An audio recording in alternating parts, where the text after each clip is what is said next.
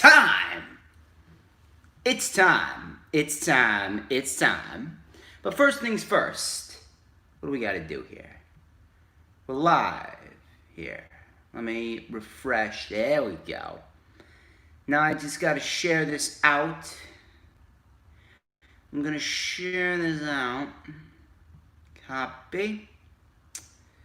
No people. We got one like so far. No people watching. Hey! Jesse, I haven't seen you in a while. Where have you been? 4 people watching so far. Please hit that like button when you come in. Hit that like button when you come in. And I'm going to start sharing this stream out. Oh, and I came prepared today. I got a nice peanut butter and jelly sandwich right here. To go along.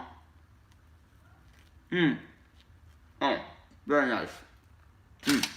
1 second. There we go.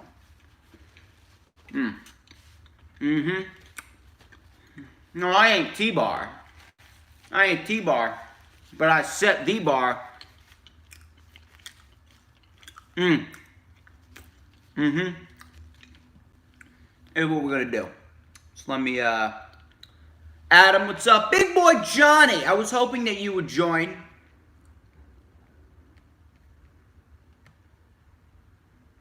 We're gonna start in just a little bit. I just gotta go share this. I gotta share. Share it to a lot of people, actually. We're sharing. Please hit that like button when you come in. And while I share this out, tell me, how's everyone doing today? How's everyone doing here on this fine Saturday as we end the month of September? And we are going to monitor the chat. Hey, there's my girl Danielle. How are you doing today? Thank you for sharing. Thank you very much for sharing. Glad you're doing good, Adam. I'm just going to share this out. There we go, the DJ Storms Posse. Share that there. We're going to try and see if we can get over 10 people watching today. We did good last time. Let's see if we could do good this time as well. What we got over here? There we go. Just let me just take another bite of this.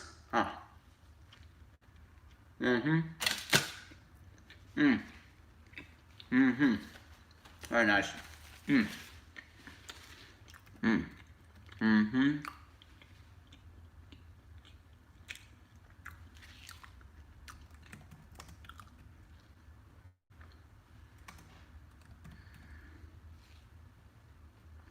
1 second. I'm gonna start in a minute. Just gotta finish sharing it out. Really? Come on. What you doing? Fuck you doing?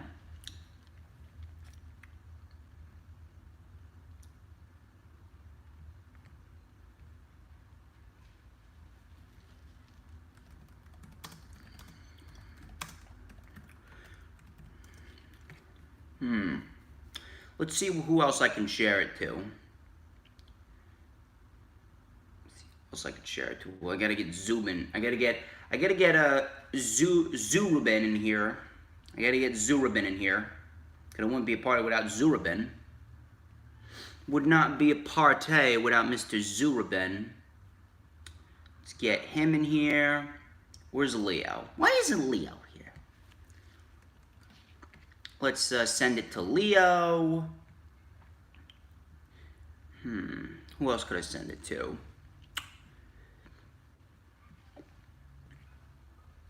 Who else could I send it to? Let me send it to... Wanston. Let me send it to him.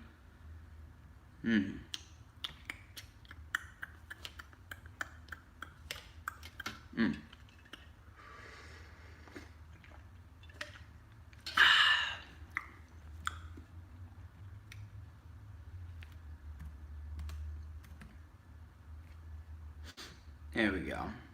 Send it there. Where's Hannah? Why isn't Hannah here? My God, come on. Let me send it to her.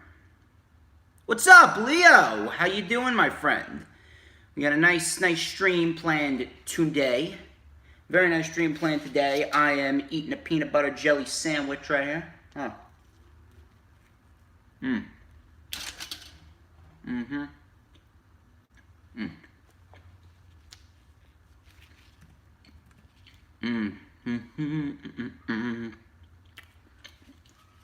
sending it to a few more people.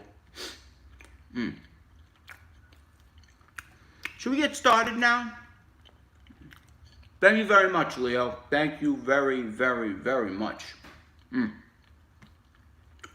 We got here. There we go. Over here. Oh, just wait. I'm going to talk about that in a minute.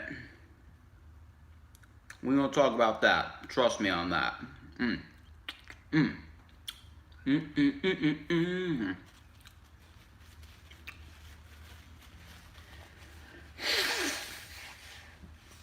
All right.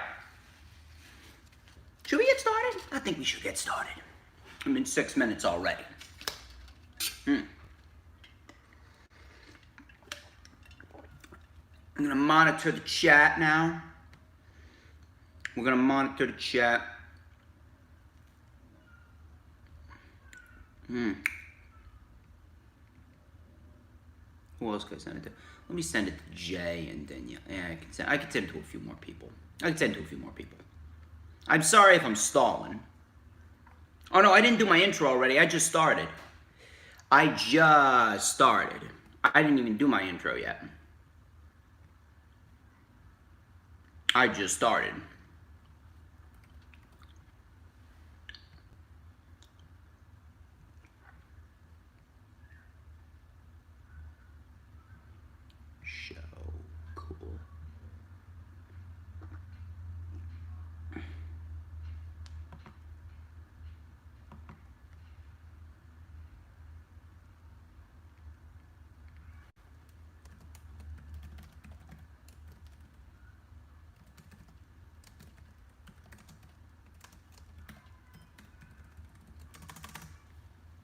Host.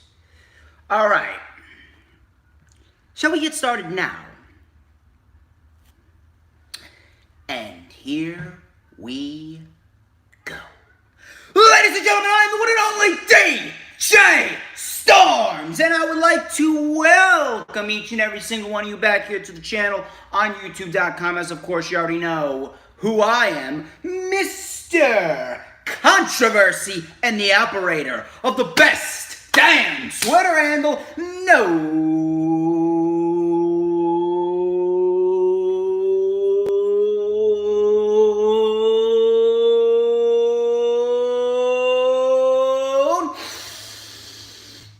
Wait for it. Wait for it.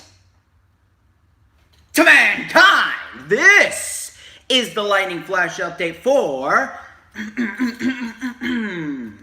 Saturday, September 26th, 2020. We got a lot to talk about here. Thank you everyone for spending your Saturday with me. Danielle, I know you love the charismatic intro. I mean, how could you not? I'm DJ motherfucking Storms, of course. I mean, when you DJ Storms, everything captivates the people watching you. No matter what I do, I could just breathe and it's captivating for the people. Anyway, let me see if I can share it out to a few more people. I'm sorry if I'm stalling a bit, but we got over here. Is Earl Cole coming in? I thought Earl should come in a little later. He should be in here a little bit later. But regardless, we got a lot to talk about here. I have been doing a shit ton of college work, but I have been prepared. I've been on top of my game, as per usual. I'm always on top of my game. I mean, what the fuck am I talking about? I'm DJ Storms. I'm always on top of my game. But regardless, we got a lot to talk about here.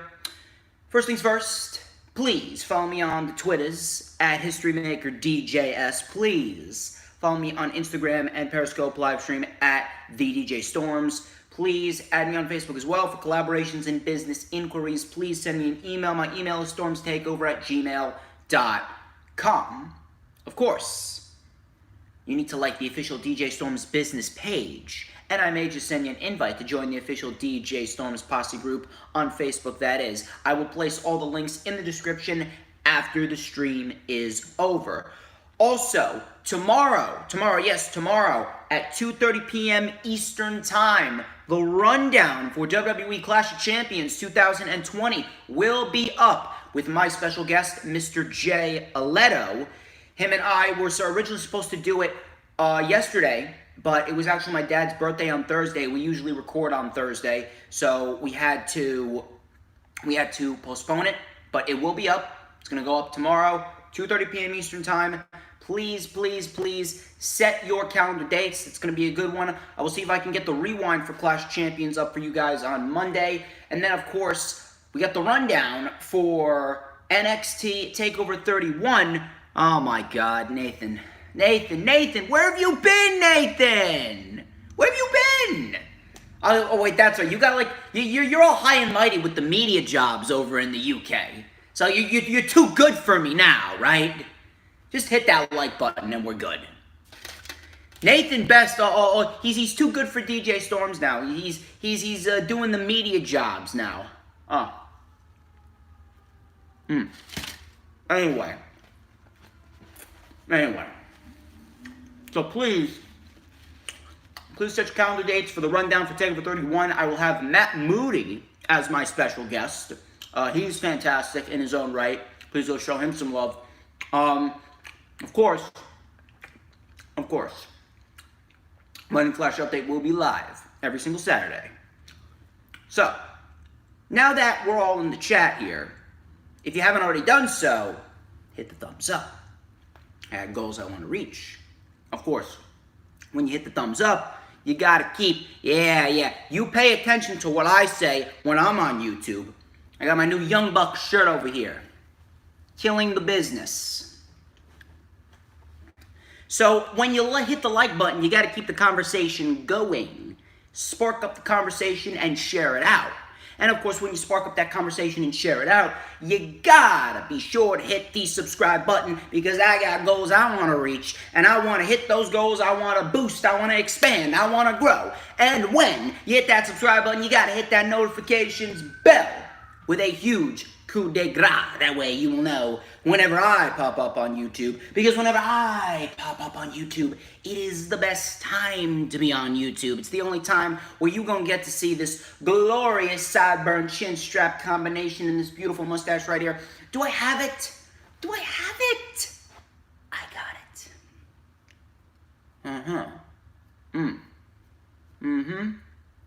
Yeah. Eating a peanut butter and jelly sandwich. Gotta make sure I got none of my mustache.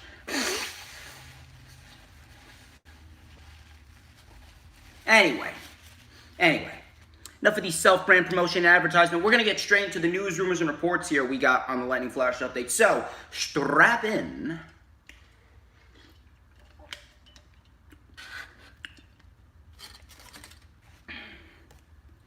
Our first report here we got for the news, rumors, and reports. Dave Meltzer noted on Wrestling Observer Radio that there is a current storyline planned with the Mysterio family, specifically regarding Aliyah and how she is supposed to turn on the family, especially after what happened this past Monday on Raw. So listen to this. Meltzer said that the seeds were planted for Aliyah to turn on the family this past Monday. Meltzer noted that Aliyah is not training to become a professional wrestler. However, there is a plan for her to be more than just an actress. I really don't know why this is happening, if I'm going to be quite frank here. I really don't know why this is happening. The storyline with Mysterio and Rollins and this greater good bullshit, it's really overstayed its welcome. It should have ended at Payback. I don't understand why this is continuing. I've said it once and I'll say it again. Buddy Murphy and Seth Rollins should be the main focus of this storyline. Now, yes, Rey Mysterio may not need surgery. He may not need surgery, and he may be coming back sooner than expected, but that doesn't mean you need to get one more match with Rey Mysterio and Rollins. That doesn't mean you have to put Rey Mysterio and Rollins inside Hell in a Cell, and you need to end the feud that way. Feud's over. Get Dominic away from Rey Mysterio and Buddy Murphy. Have him branch out and do his own thing. And then when Mysterio comes back, you can place him in a tag team with Dominic and have them go after the tag team titles. Meanwhile, Buddy Murphy and Seth Rollins should be the main story that you're building towards, because Buddy Murphy right now, he's going to be on his own because Rollins is leaving to care for his soon-to-be newborn child in December with his wife, Rebecca, a.k.a. Becky Lynch. So I don't understand why you're not making the main storyline Rollins and Murphy and their split up, and making Buddy Murphy into a sympathetic babyface, making Rollins the dick heel that's going to just push and push and push and push and push Buddy Murphy until Buddy Murphy can't fucking take it anymore. That's what you should be doing. I have no idea why they are electing to go with Aliyah having some type of epiphany, some type of evil epiphany, and turning on the Mysterio family. It really doesn't make any sense, and it's really overstayed its welcome, if I'm going to be quite honest with you. Especially after what we saw on Monday, which I'm going to talk about. But I hope to God plans change. I hope to God that Vince McMahon changes his mind some way, shape, or form, because I am over the Mysterio-Rollins bullshit. Make the main story Rollins and Murphy. Get the Mysterios away from Rollins and have them do their own thing. It's done. It's over. It's done. Following up with that report, I actually got a report that it's probably going to piss a lot of you off, and it really does show you that Vince McMahon does not care about tag team wrestling. Ringside News reported that Eric of the Viking Raiders is set to have a very bad year while he waits for Ivar's return. Ivar, of course, is out needing cervical surgery. It was also noted that there, quote-unquote, won't even be a Viking Raiders by the time Ivar comes back, because WWE will likely beat Eric until he's not a believable force in the ring anymore. As you can see, Eric has been mistreated and he's been placed on Raw Underground, being a victim of thumbs to the eyes and sleeper holds by Dolph Ziggler. So you're building up Dolph Ziggler in Raw Underground, but you can't build him up in the ring. It really just go to show you what they think of Dolph Ziggler, that they're wasting him away on fucking Raw Underground. Same thing with Eric.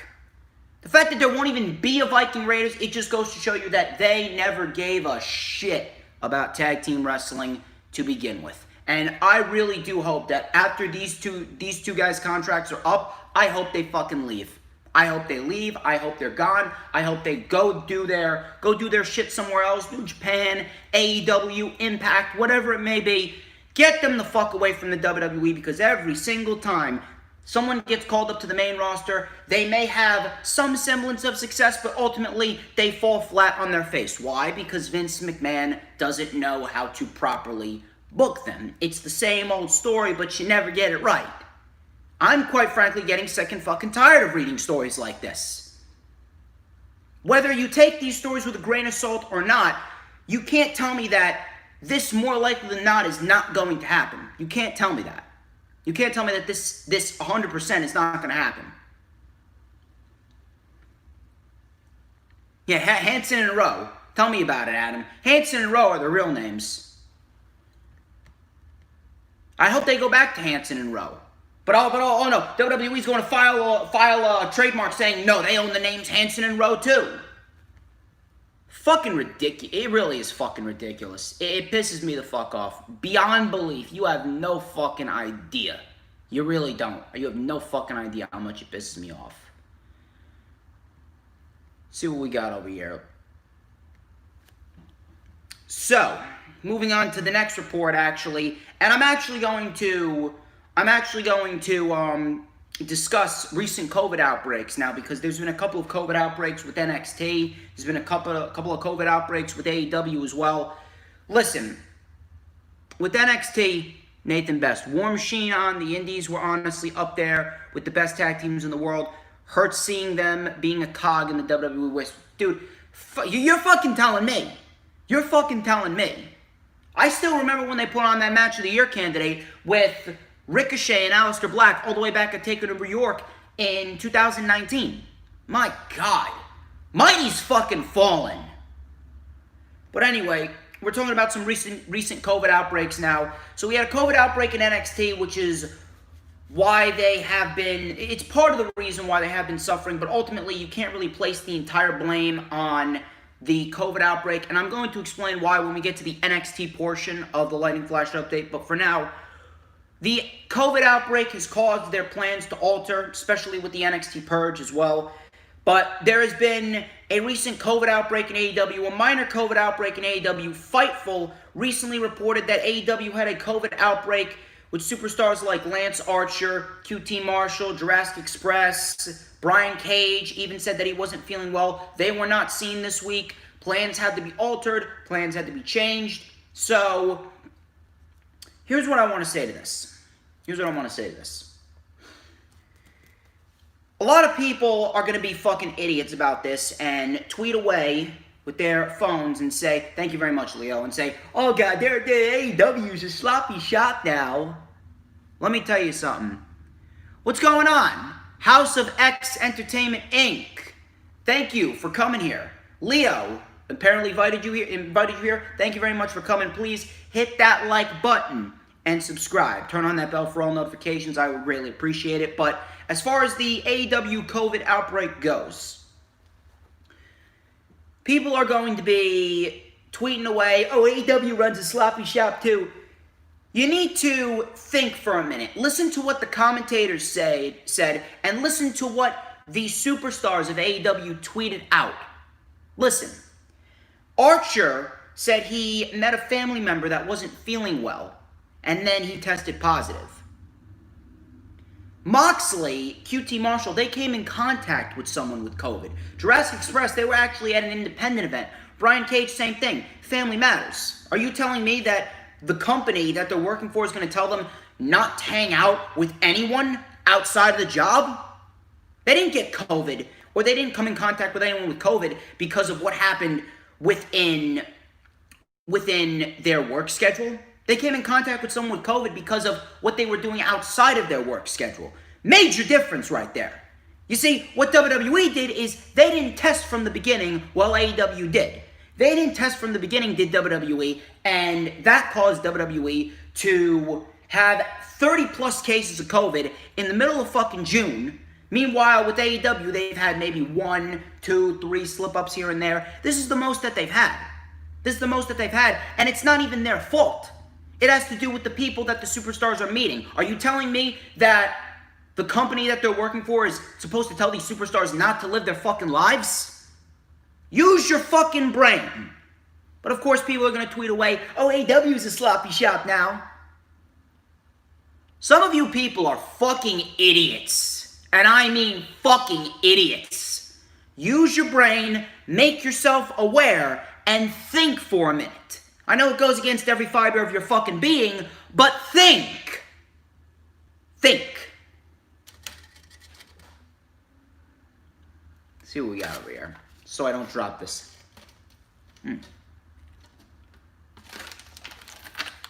Very nice.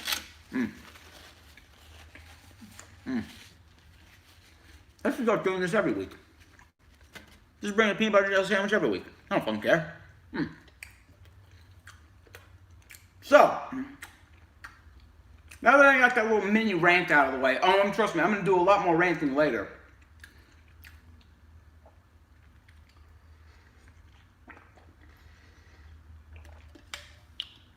My next report comes from Cage Side Seats. Cage Side Seats actually reported that Tegan Nox underwent an MRI, and she is said to have a legitimate torn ACL injury, and she is expected to be out for another year. Now, this fucking sucks for Tegan Nox. I feel bad for Tegan Nox, which is more likely than not why they did what they did on Wednesday. But I still don't understand why they needed to place Candice LeRae against Io Shirai this early. We're going to talk about that when we get to NXT, but I just thought I'd let you know that Tegan Nox supposedly does have a legitimate MRI, and she did have a legitimate torn ACL injury. So it was not kayfabe this past Wednesday. If any of you watched NXT, it was not kayfabe. It was a legitimate injury, and she could very well be out for another year. This definitely sucks because she actually came back not even a year ago, and now she is back on the shelf again. This sucks. This definitely sucks for Tegan Nox. I wish Tegan Nox the best. I hope that she does come back 100%.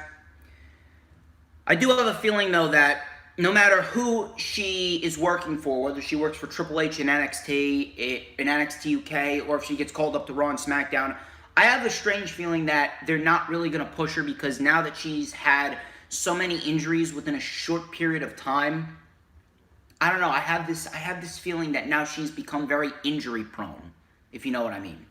Especially after what happened. So, it does really feel bad for Tegan Nox. I hope that she does achieve what she set out to achieve. No problem, Danielle. Take your time.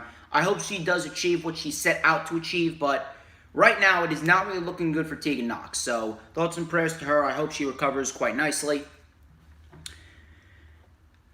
Coming up next, we got a lot of Retribution news. So, you guys are going to want to strap in. A lot of fucking Retribution news. Listen to this. So my first news report regarding Retribution comes from WrestleVotes. I actually got a lot of reports from WrestleVotes. So listen to this. WrestleVotes tweeted out a couple of tweets regarding Retribution following their in-ring debut on Monday Night Raw. The Tuesday morning after Raw, they tweeted out, and I quote, "Just talked to a source who was in the building last night. Said the presentation of Retribution was a major topic of discussion. Met with laughter at times backstage. Direct quote, the masks and names are already making the road for these guys impossible to climb." End quote.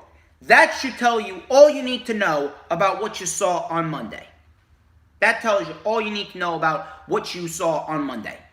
And just wait till we get to the Raw review. I am going to absolutely rip this company a new fucking asshole.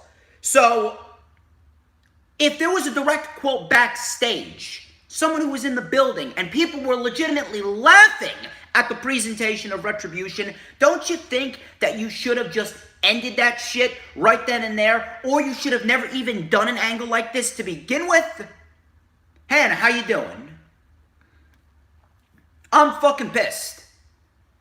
Laughter, saying that the road for these guys is impossible to climb, yet you're going forth with this angle anyway.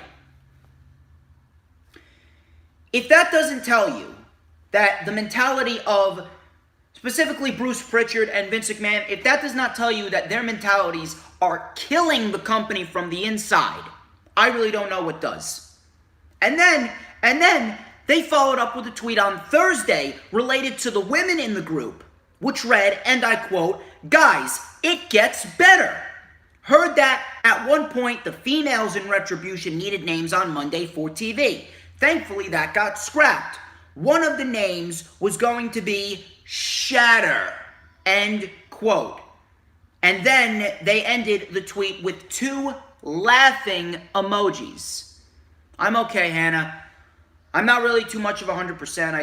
I was feeling a little nauseous last night. I think I had a minor stomach bug last night. I think it may have been my intestinal disease just acting up. But I'm okay. Thoughts and prayers go out to you, Hannah. I hope you get better. I hope you get back to 100%. But one of the names was going to be Shatter. The only thing that's going to be shattered is the fucking ratings on Monday. 1.67. Yeah, because Slapjack's really bringing in the demo. And then Sean Ross Sapp, fuck you, Sean. Sean Ross Sapp actually reported that the 2 members of Retribution who were women, their names were revealed. Mia Yim is apparently named Reckoning, and Mercedes Martinez is apparently named Retaliation. I shit you not. Exactly. We don't have Earl Cole here yet, but yeah, what the fuck are you doing, WWE? I shit you not. I shit you not with what I'm telling you. I don't even know where to begin at this rate. I don't even know what else to say, but I'm telling you right now, the sooner that this angle dies, the better. The sooner that this angle dies, the better. I really don't know what, I don't even know what to say at this rate. I'm literally out of fucking words. I am literally out of fucking words to say. Reckoning and Retaliation.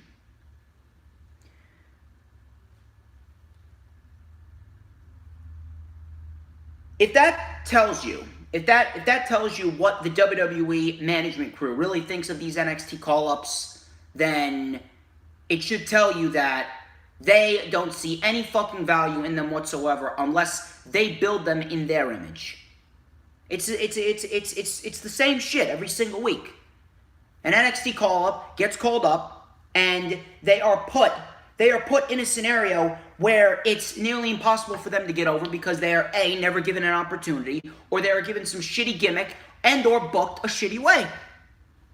The same shit every single week. It really is. And then to top it all off, PW Insider reported that WWE is planning a Retribution versus Team WWE 5-on-5 traditional elimination tag team match to main event Survivor Series. I kid you not. So that's what we have to deal with. That's what we have to deal with now. Retribution is going to be in the main event of Survivor Series in a 5-on-5 traditional elimination tag team match. In the main event, over the WWE Championship and the Universal Championship. You're making Retribution more important than the WWE Champion. You're making Retribution more important than the Universal Championship. Nobody fucking asked for a recreation of the Nexus. The Nexus, that was a once-in-a-lifetime type deal. That was a once-in-a-lifetime type deal, and you had one fucking opportunity, especially with the time that you were living in 10 years ago. That was a once-in-a-lifetime opportunity that you had with Retribution, and you failed. You fucking failed at it. You will never again recreate what you did with the Nexus, especially not with the presentation of how Retribution has been put out there on Monday Night Raw. You are never going to recreate what you did with the Nexus. You know what you are better off doing? You are better off just ending this entire angle altogether. Have them come out on Monday Night Raw. Have them get arrested. Have them get taken out by some type of WWE assembled team. Have them get arrested, take them away in an ambulance, take them away in a fucking police car, and they never show face again. And then, what you can do is you can absolutely have them either go back down to NXT and do their thing in NXT, because I'm telling you right now, there's no reason why any of these individuals should be up on the main roster. Mia Yim could have easily been a interim opponent for Io Shirai. But instead, you're putting Candice LeRae against Io Shirai now. Mia Yim could have easily been an interim opponent for Io Shirai. Mercedes Martinez, what the fuck did she do in NXT outside of a steel cage match with Rhea Ripley? Dio Madden, this is the first time we've seen Dio Madden in a fucking year. Dominic Dijakovic could have easily been the next North American champion, or he could have been the one to take the title off of Damian Priest. Shane Thorne? I mean, come on. What Shane Thorne was doing in NXT, hell of a lot better than fucking Slapjack. You are better off just killing this entire angle right now and or sending them back down to NXT or having them debut on the main roster with their real names. Because this entire faction is not going anywhere. Don't even think about putting them in the main event of Survivor Series. Don't even think.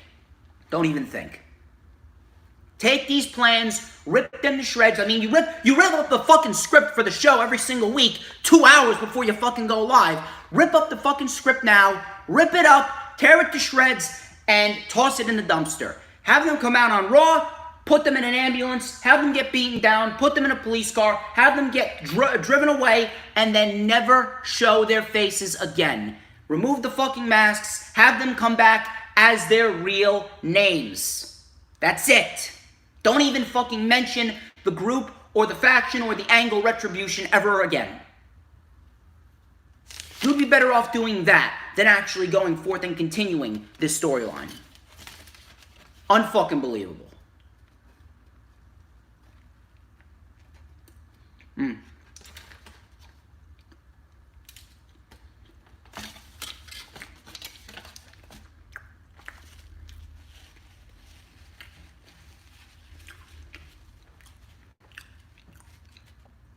So before we get into the Raw review, we're going to check the chat.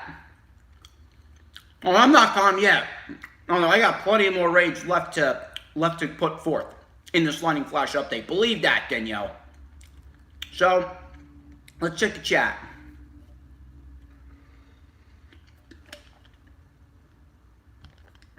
So, this is why DJ Storms needs to be in control of the WWE. He would make the ratings go high each and every week.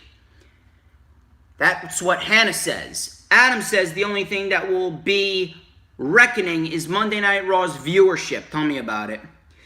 Hannah, what do you think would be the next NXT call-up? To be quite honest, I really don't know at this rate. And if there is to be one, I'll probably have to go with the Undisputed Era. I mean, they haven't really done anything. I think this is their swan song in NXT. So, Hannah says they had one job and they failed on the spot. Indeed, they did. We need feuds that haven't already happened over and over again. We need new feuds. Indeed, we do. And then Adam says Roman Reigns would easily destroy Retribution in 10 seconds and make them look like children. They look like children on Raw. What are you talking about? They look like children in Halloween masks on Raw. Unreal. Moving on here, we got the weekly show reviews to go over. We got a lot to go over here in the weekly show reviews. So, Retribution came out. Now, Retribution came out to start the show. And it was actually announced that they got contracts. Yes, you heard me correctly. Retribution got contracts. They got contracts. So let me get this straight. You had a group for the last month and a half destroying the Performance Center, attacking your employees, causing mayhem, and seeking that your company gets taken down under. Seeking that your company is driven into the ground. And you give them contracts? If I'm WWE, I am putting forth as much effort to make sure that these individuals get put in jail for the rest of their lives for doing what they did on a global-wide television. So let me get this straight. So they got their own names, they got their own logos, now they got their own contracts. I'm still waiting for them to get their own fucking t-shirts. Who the fuck? If I am the owner of a company, and I am faced with a group, either a group or someone who is defacing my property, attacking my employees, causing mayhem, causing chaos, and legitimately seeking revenge against my company because they feel like my company did them wrong, I ain't gonna fucking give them a contract. I ain't gonna fucking give them my money. And on top of that, these individuals said, I think it was T-Bar, he said in the promo that you're collecting the money that the company gives you like whores. But yet, you signed contracts to take the money that the company that you want to take down is giving to these other people that you are calling whores. So you signed a contract and you're willingly taking their money, yet you bash the employees of the WWE for signing contracts to take the money that you oh so desperately want to use to take down the company. It makes no fucking sense.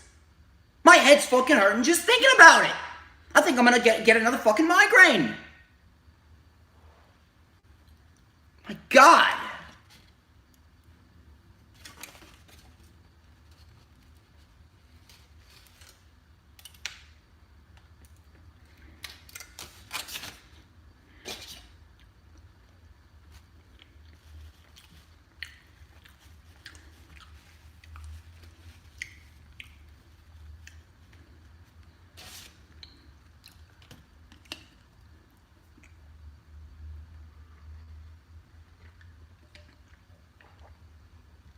So they got contracts. And right then and there, when I heard that they got contracts, right then and there, I wanted to shut it off. I wanted to turn off the show. I did not even want to take notes. And let me tell you something. This week was the week that I took the most notes out of any Monday Night Raw that I've ever watched. I took 5 fucking pages worth of notes for this week's Monday Night Raw.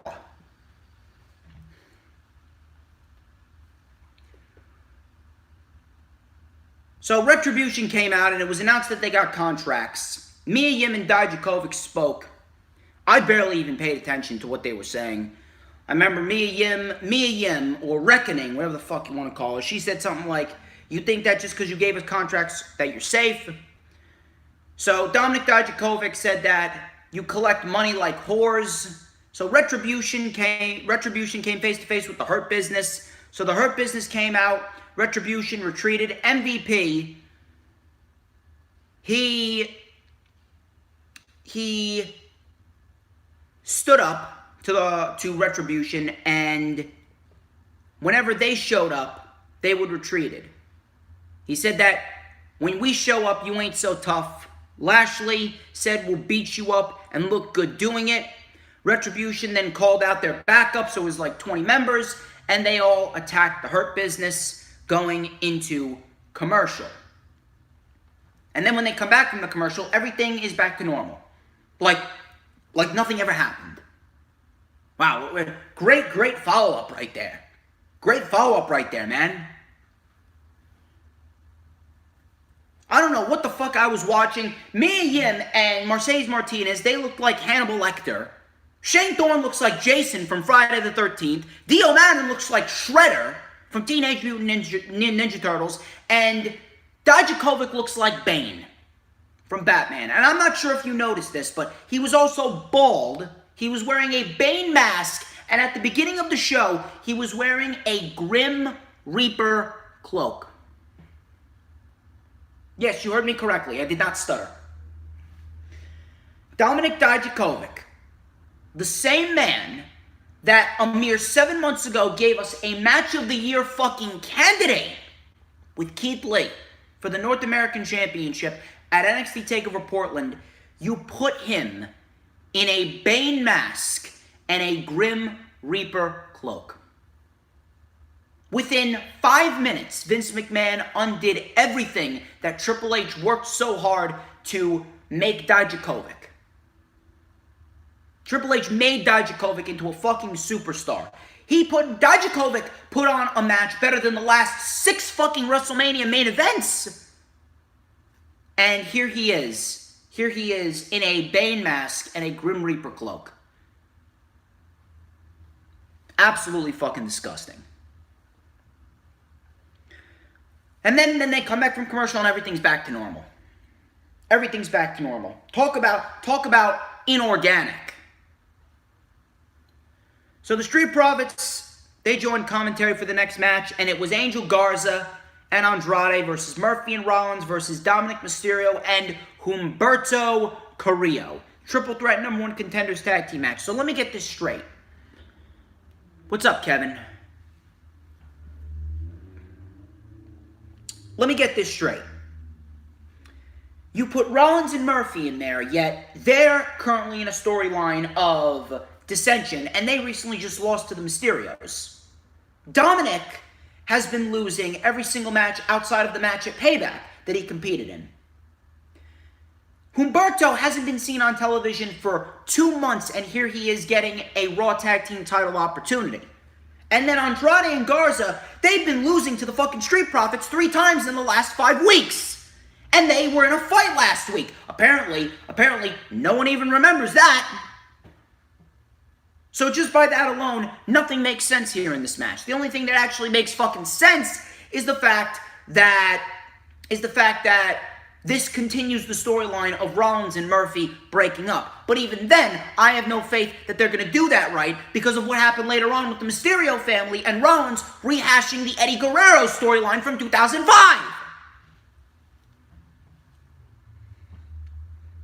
I didn't even fucking pay attention to this match. All I know is that Rollins walked out. We had a wing clipper to Buddy Murphy, and Andrade and Garza win. Great, so now we get to see this again. Now we get to see this match again. We get to see this match again, and I don't even see Andrade and Garza winning. If anything, they're going to have to put the titles on the Hurt Business. So Retribution cut a promo.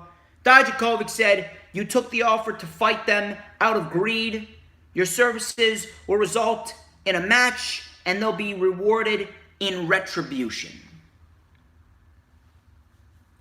It fucking pains me. It fucking pains me to see Dominik Dijakovic say this shit. It really does. We had the Kevin Owens show with Shane McMahon. So Owens, he brought up their history. Shane promoted the Raw Underground match between Braun Strowman and Dabba-Kato. Yeah, you remember Dabba-Kato, the same man that they used to bury Aleister Black and Kevin Owens within the span of 15 seconds on Raw Underground just a couple weeks ago. So Shane ended up bringing out Dabba-Kato. Owens says that we're going to do this at some point. He slapped Dabba-Kato. Kevin then brought out Braun Strowman. And then Aleister Black came out of nowhere and he crotched Kevin Owens 3 times on the LED post as Shane McMahon tried to hold back Braun Strowman and Dabba-Kato. And that was it. And that was it.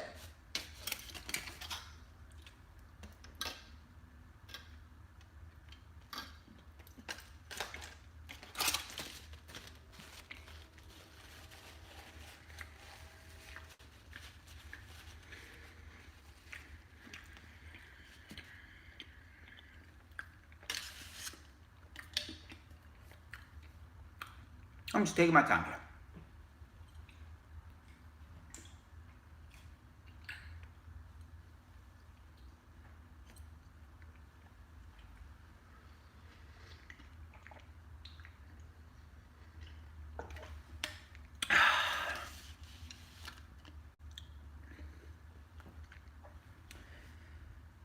So, you put the Kevin Owens show with Shane McMahon on Monday Night Raw to promote a fight that ultimately lasted 90 seconds on Raw Underground. And on top of that, you are continuing a feud between Black and Owens, which I don't even know why they're fucking feuding to begin with.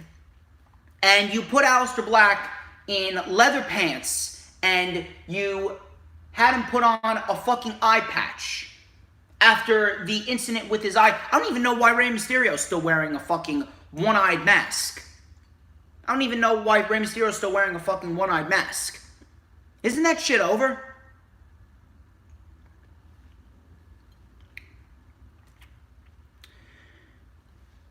I don't know what the fuck they're doing with Aleister Black. It absolutely fucking disgusts me. It fucking disgusts me. It really does. Aleister Black, I have never seen someone in Aleister Black get so many wins in a row on the main roster, and they reward him with nothing.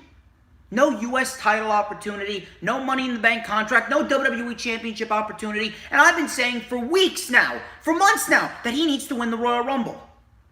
If you keep this shit up, man, Aleister Black, you may as well consider his career as dead as Tyler Breeze's career on the main roster when he came up, and Tyler Breeze was fucking buried for like 20, 30, 40 weeks.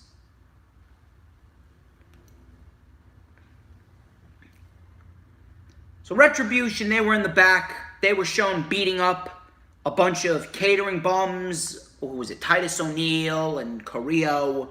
And then Dijakovic took down the camera guy.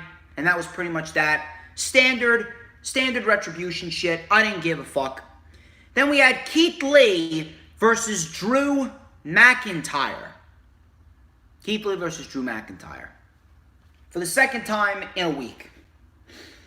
And I'm telling you, man, what they're doing on the main roster and the way that they are booking these matches, they are absolutely fucking handcuffing these guys. They fucking handcuffed Drew McIntyre and Keith Lee in this match. I'm not sure what the fuck they're doing, but they have absolutely fucking taken all the luster, all the excitement, all the investment out of a Keith Lee, Drew McIntyre match. I didn't even give a shit. Drew McIntyre hit the Claymore, and Orton came up and attacked him out of nowhere with a steel chair, and then he punted Keith Lee. punted Keith Lee. So I guess Keith Lee is going to be taken off of television for a few weeks, because when you get punted, that usually means that now we don't have any plans for Keith Lee. I mean, a fucking infant could figure that one out, but we don't have any plans for Keith Lee, so we're going to have Orton punt him and take him off for like a month or maybe a month and a half, so we don't have to book him.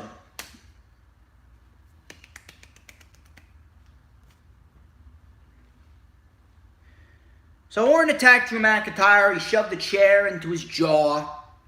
And then Randy was in the ring after they came back from commercial. He said, "Shame on you for doubting that I wasn't going to make it to Clash of Champions." He said that he never walked out on a world title match, and he never will. It's not exactly a normal world title match, now is it? He walked over to the ambulance, and he said he took a ride in that ambulance because Drew gave him 3 claymores. He said he knew what it felt like to be taken out by the legend killer. Of course, implying himself. But this ambulance, it represents a lot of things to a lot of people. Sometimes it represents hope. Sometimes it represents pain and even death. But to him, it represents his 14th world title. And he says that Drew's reign will come to a flat line, courtesy of the 3 most dangerous letters in sports entertainment, RKO. And that was it. And then we moved into a segment with Asuka. Asuka, all she's missing is doing the fucking monkey. This version of Asuka sucks. Just telling you. Yeah, for what is it? Fucking Clash Champions goers? Who the fuck cares? So she was in a segment in the back, barely even paid attention to what she said. So Billie Kay and Peyton Royce came in, and that resulted in a match with Peyton Royce later on. Who the fuck cares? Mickie James versus Zelina Vega. This was a #1 contenders match to see who was going to face Asuka at WWE Clash Champions Gold Rush. You happy, Kevin? This match absolutely fucking sucked. Zelina Vega is sloppy. I don't know what they're doing with Mickie James, but this was a shit match. And Mickie James, she lost to a backstabber by Zelina Vega. And that was that. Vega is headed to Clash of Champions. And get this, the match is on the kickoff. Man, what a way to treat the Raw Women's Championship. How the Raw Women's Championship has fallen. The Raw Women's Championship was the focus of the entire summer, with Bayley and Sasha and Asuka for 2 straight months back and forth with the Raw Women's Championship. And now all it is a blip on the pre-show, because you had to put Zelina Vega against Asuka. If anything, the fucking women's tag team title match should be on the pre-show. Who the fuck wants to watch Nia Jax on the fucking main show? I'd like to hope that Asuka would bring Zelina Vega to a somewhat decent match, but do I have any faith in this company? No. Especially after how shitty Zelina Vega looked in the ring. Zelina Vega is like the Spanish Alexa Bliss. Good with her mouth, not with her in-ring work. She can talk, she can cut a promo, but as far as her in-ring work, oh my god, her in-ring work is so fucking sloppy. So we had a promo with Bianca Belair, and she was outperforming a guy in the gym.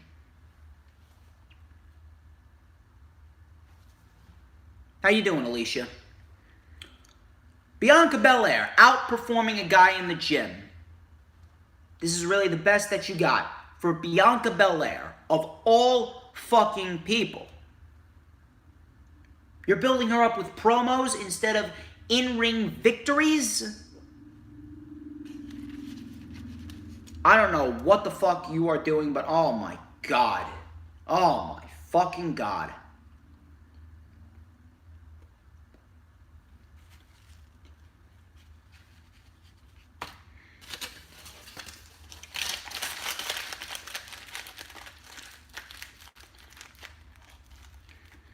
You're doing something that should have been done 6 months ago.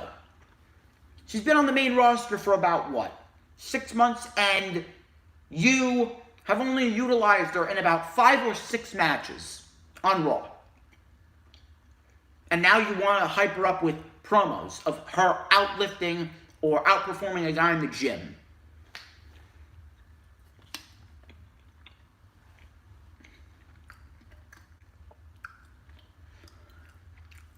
I have no idea what their end result is, but if Shayna Baszler is not the one to take the title off of Asuka, then you better have Asuka hold that championship all the way into WrestleMania, and then have her versus Bianca Belair.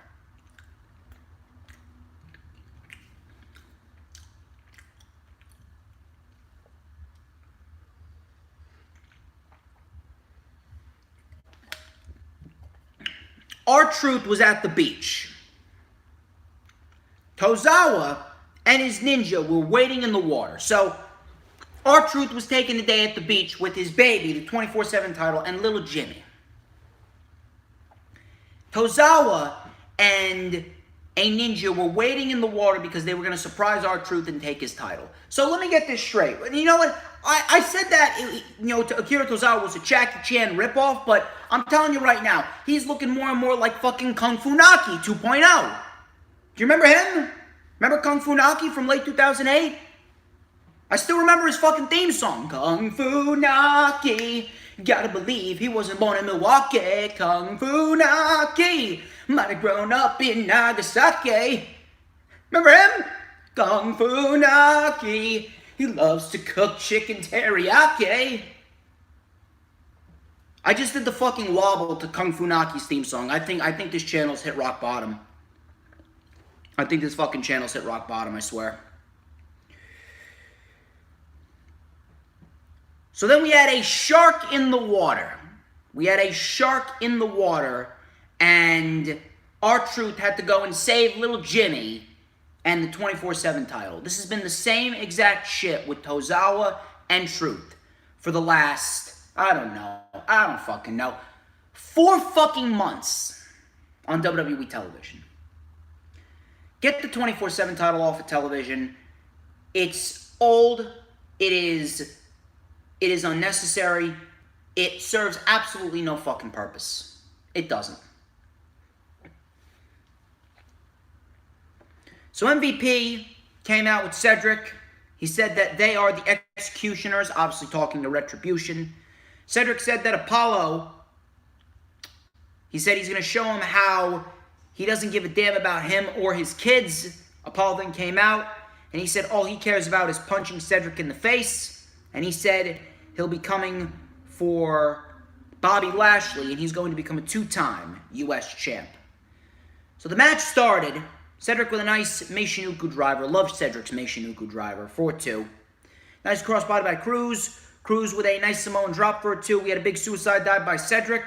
Ricochet distracted Cedric, and Apollo Crews rolled up Cedric for the win.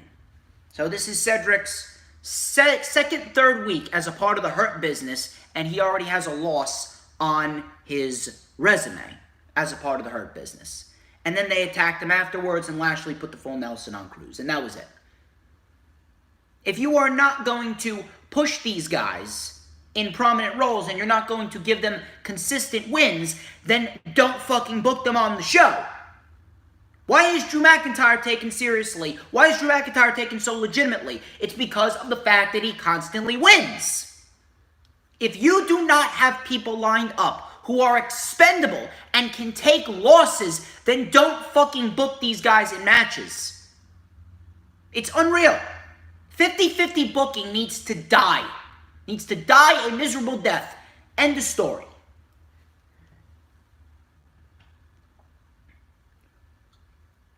So, the Hurt Business came out after they attacked Cedric and Cruz. That was that. Then we had Raw Underground. Or Raw Failure Ground, as my friend Adam calls it. Oh, by the way, welcome, TM. Thank you for joining.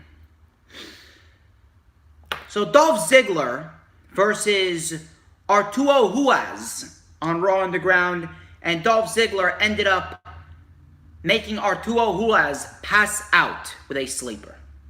So, Dolph Ziggler makes a guy who has a legitimate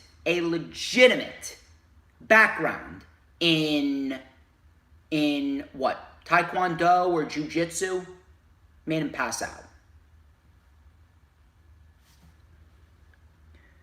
Rollins comes out, and here's something that I thought was actually going to be somewhat good, but Rollins comes out after leaving Buddy Murphy. He says that he has other plans, and something's been bothering him.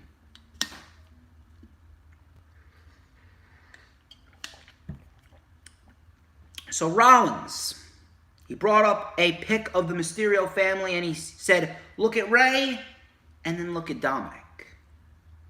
You know what I'm talking about here? So, he said he had a team do some investigating, and he invited the Mysterio family to come out to hear the truth. So he says he has the results of a DNA test, and he asked if Ray is really Dominic's father. He pulled out the envelope, and he said that Ray is not the father. Ray said that we've been through this before. Stop running his family's name through the mud. So Rollins then said maybe he misjudged things. Maybe it's not Dominic who isn't his son. Maybe it's Aliyah who isn't his daughter. So they rolled footage of Aliyah consulting Buddy Murphy, and Rollins asked Aliyah, what's going on there? Ray said, Aliyah is just 19. He raised her to be compassionate and caring. She's naive and knows nothing about the world. So Aliyah then walked off, and the Mysterios followed suit, obviously teasing the quote-unquote heel turn that Dave Meltzer is supposedly reporting.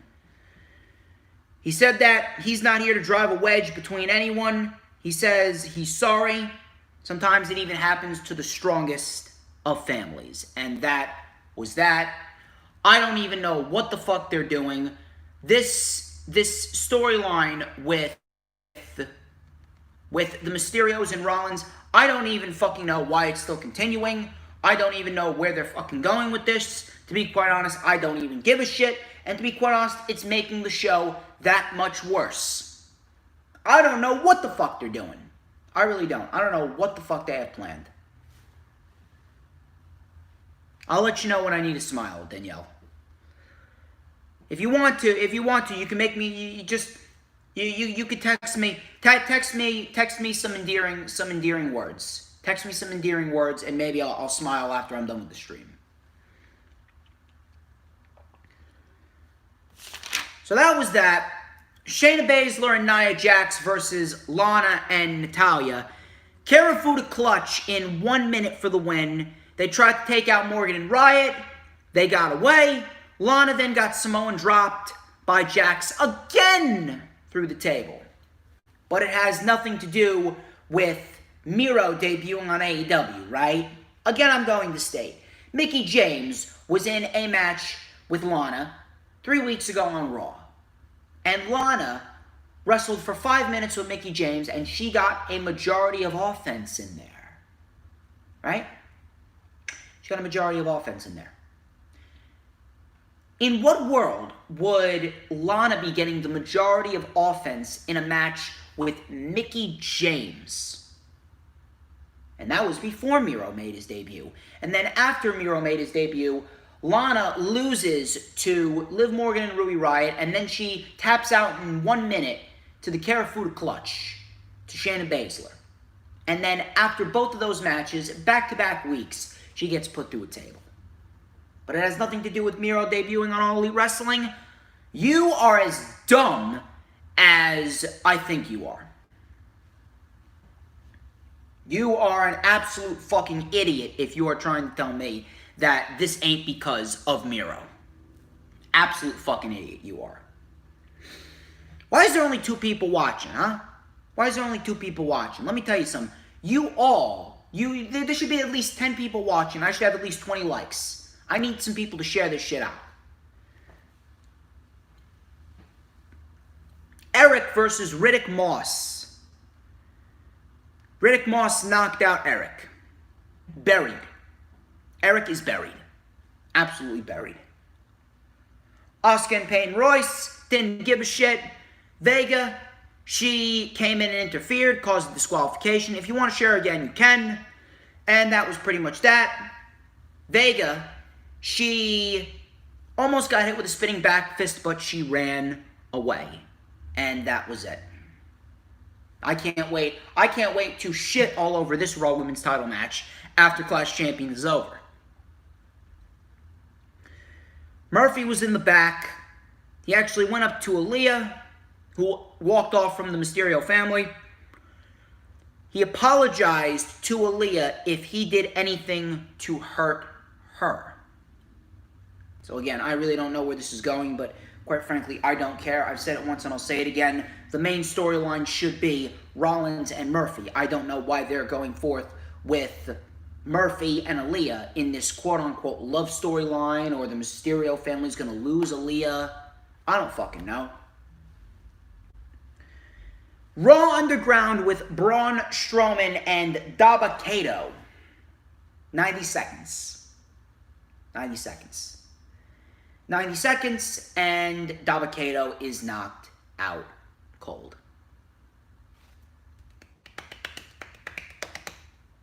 Fantastic.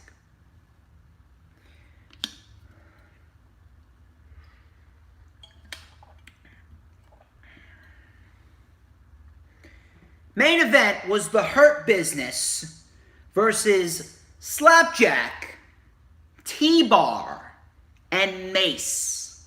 You heard me correctly. Slapjack, T-Bar, and Mace. Versus Benjamin, Cedric, and Lashley. So, let me get this straight. You're having the Hurt Business versus Retribution within week 1 of this storyline, and you're pretty much wasting a Survivor Series match, a potential Survivor Series match. I would much rather see this as a potential Survivor Series match much more than fucking Team WWE versus Retribution. We've already seen that television show with the Nexus at SummerSlam of 2010, and you already know how that turned out.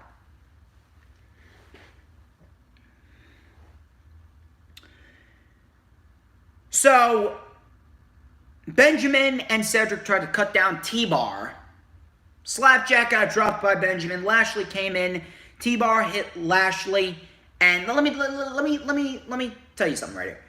T-Bar hit Lashley. T-Bar was not the legal man, but he was still involved in the match, and he hit Lashley with a punch while Lashley was in the ring. The ref saw it, and the ref somehow called for a DQ.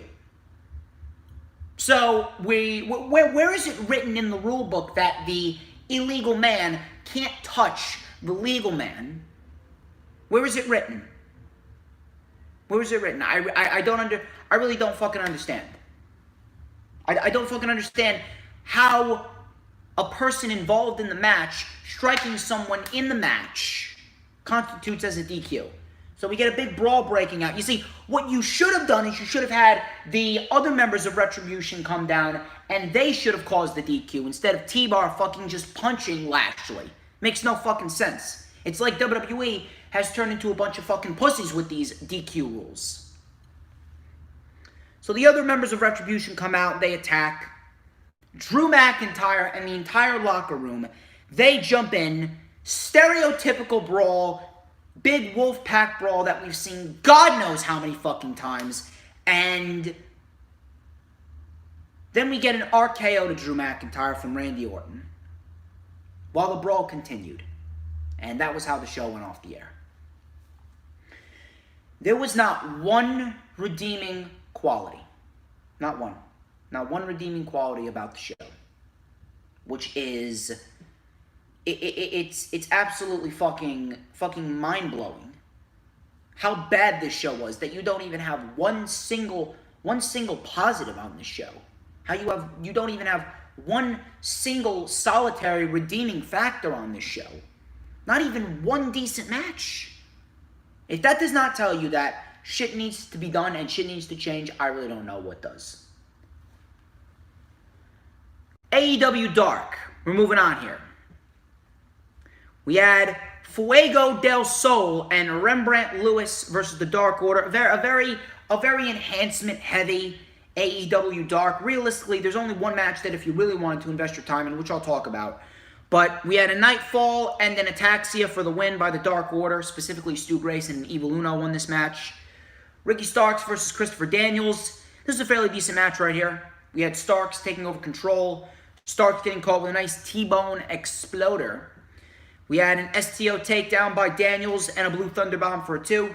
Roll-up after roll-up after roll-up, back and forth. We had a double clothesline taking both men down. I believe Christopher Daniels went for Angel's Wings, but Ricky Starks hit a swift spear to win the match. Decent match right here. Ricky Starks gets another win, going into his match with Darby Allin next week on AEW Dynamite. Puff and Calvin Stewart versus The Butcher and The Blade. Nothing too crazy here. We had Full Death for the win, and that was pretty much that. I believe The Butcher and The Blade are could be out with COVID. I'm not completely sure, but I'll have to double check on that. We had Will Hobbs versus Serpentico. Will Hobbs ended up winning with a beautiful spine. But Will Hobbs' spine buster is fucking great. He has a spine buster that would make Arn Anderson proud. Great stuff right here by Will Hobbs. Dante Smiley and Max Stardom versus the Lucha Bros. We had an assisted pile driver for the win. That was pretty much that. Again, very enhancement-heavy AEW Dark. We had Rising and Xander Gold versus Dark Order members number 5 and 10. We had a diving stomp power slam combo for the win. That was pretty much that. Kevin Blackwood and Daniel Garcia versus Sonny Kiss and Joey Janela. Janela and Kiss are fucking terrible. Matter of fact, it has really shown, especially on Dynamite, which I'm going to talk about in a little bit. Let me tell you something. Kiss is actually bringing Joey Janela down. He really is. Split leg drop for the win. That was that. Billy and Austin Gunn versus Mbadu and Cruz. Famous around Cruz for the win. Kylan King and Serena Deeb. Nothing too special here. We had Serena Deeb winning with the Serenity Lock. And then we got to the real match that everyone wanted to see on AEW Dark. A match that I wasn't really expecting much from, but it ended up being could potentially be the match of the fucking week. Lee Johnson and Ben Carter. Apparently, I heard that Britt Baker found Ben Carter, and if that's the case, oh my God, we should have Britt Baker start scouting some more talent. Listen to this. Listen to this. Lee Johnson and Ben Carter. This was a fucking great match. If you did not see this match, please go back to AEW Dark and rewatch this match. This match went about like 11-12 minutes, and it was better than anything that you've seen on Monday Night Raw. No joke. No joke. Swift back and forth counters between both men. We had Carter with a snap suplex, Carter with a modified STF, beautiful superplex, but an inside cradle by Lee Johnson for a 2. We had a double clothesline, and both men are down. Double kip up. A double clothesline, double kip up, and a double punt kick. Both men are down again. And at this rate, I'm thinking to myself, oh my God, where the fuck has this been from these two guys? We had a beautiful Blue Thunder Bomb by Lee Johnson, but Carter was able to kick out. Carter with a moonsault, but he missed. Johnson with a huge tope, Kanehiro over the top rope. He tossed Carter back into the ring. Carter with a tope of his own. He threw Lee Johnson back into the ring. He went for a moonsault but missed. Lee Johnson hit a rolling Death Valley driver, but Carter still kicked out. Then he hit another big heel kick, and Carter kicked out again. And I'm thinking to myself, my God, these guys, I would not mind if these guys fight all fucking night. Beautiful, beautiful Spanish fly by Carter, followed up by a super kick. Johnson still kicked out. I don't know what to fucking think at this rate. And then Carter ended up winning with a beautiful frog splash, and that was it. That was that. That was it. Great fucking match. Went 11-12 minutes. Please go out of your way to watch it. You will fucking love it. You will. Trust me on that. Ben Carter, and let me tell you something. I believe it was my friend Adam. I'm not sure if he's still in the chat, but my friend Adam actually told me that Ben Carter is actually being booked the way Mustafa Ali should be booked. Ben Carter looks better than Mustafa Ali's looked in 7 fucking months. Ben Carter looks better in 7 fucking hours. More so than Mustafa Ali's looked in 7 fucking months. It's ridiculous. AEW, they know how to fucking book their talent, especially on AEW Dark. So, the main event was Brian Pillman versus Eddie Kingston. Really nothing special here. Lee Johnson versus Ben Carter. That should have been the main event. So, Eddie Kingston won here with the spinning back fist, and that was pretty much that. Then we go into Late Night Dynamite. Now, I'm not sure if you watched Late Night Dynamite, but this was a fucking excellent show. Late Night Dynamite was an excellent fucking show. We had Ben Carter, who recently competed against Lee Johnson. He put on a match with Scorpio Sky, and this match was just as good as what we saw with Lee Johnson and Ben Carter. Ben Carter can fucking work, I tell you. He can. So, we had some swift back and forth, nice counters. We had arm drag and arm drag, counter for counter, leapfrog for leapfrog. Great stuff right here. We had Scorpio Sky taking over control towards the midway portion. We had a big moonsault into the eye of the hurricane. You know how AJ Styles does the springboard moonsault and then he does a reverse DDT? Well, we had a moonsault into the eye of the hurricane by Ben Carter. That was a beautiful move right there. We then had a big standing shooting star press for a 2. Carter with a beautiful tope con hero followed up by a frog splash, but Sky still kicked out. Sky with a roll through neck breaker for a 2. Big brain buster by Scorpio Sky, but Carter still kicked out. Sky with a big boot and a TKO for the win. And Scorpio Sky wins a great fucking wrestling match with Ben Carter, and that was that.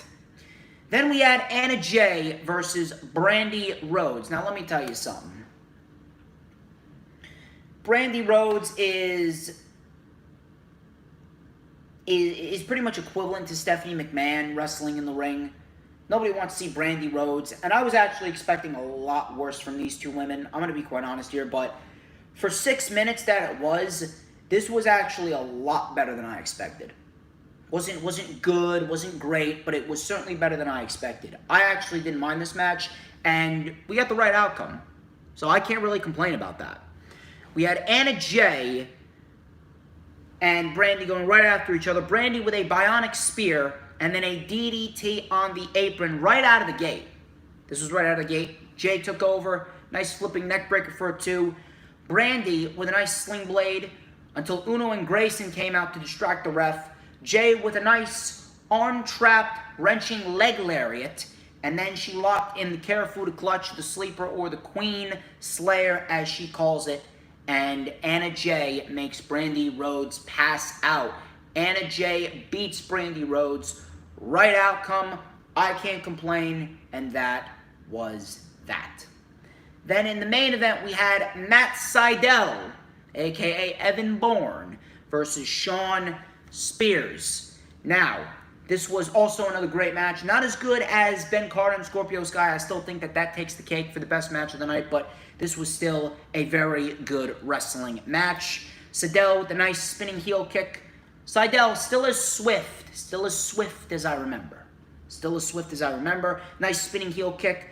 Spears was then caught with a Hurricane Rana off the top. Sydal with a split-legged reverse DDT for a 2.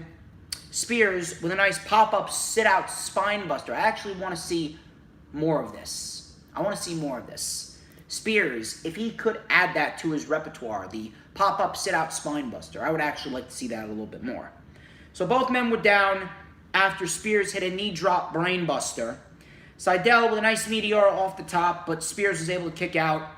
Big drop kick to Spears while he was sitting on a chair on the outside. Tully Blanchard ended up sliding a steel slug into the glove of Shawn Spears. And Shawn Spears ended up hitting Sydal right in the head with the steel slug, and then hit the C4 for the win.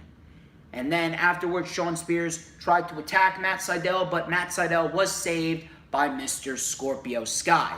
And that was Late Night Dynamite. Really, really good 1 hour of wrestling. I can't really complain. I thought it was very, very well done. And yeah, that's pretty much it. It was a nice 1 hour of wrestling. Can't really complain there.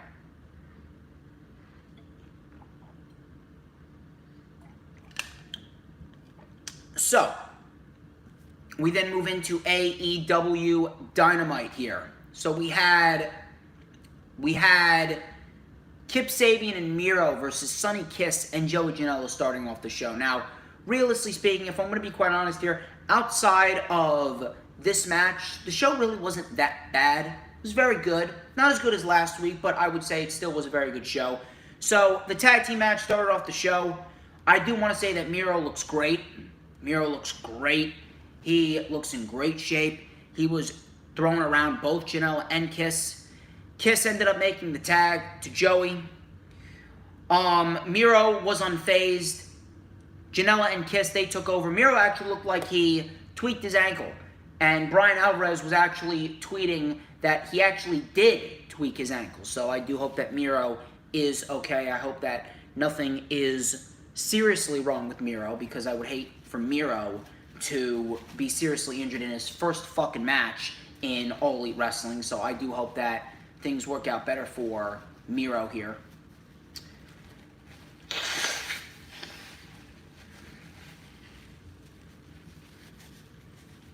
So Miro ended up hitting the super kick, and then he locked in what he's calling the game over. Yes, he is calling the accolade the game over. He hit the game over on Sonny Kiss, and Miro and Kip Sabian win. Kiss is fucking terrible. We need to get him off of television, period. Janela and Kiss, this tag team, I actually thought this tag team was going to work out a lot better, but oh my god. Oh my fucking god. This tag team that they got going on is fucking terrible. Kiss is absolutely horrendous. When that bell rings, I'm telling you, Kiss, he is an absolute embarrassment when it comes to a professional wrestling ring. Get him off of television. I don't understand why you even hired him to begin with, to be quite honest with you.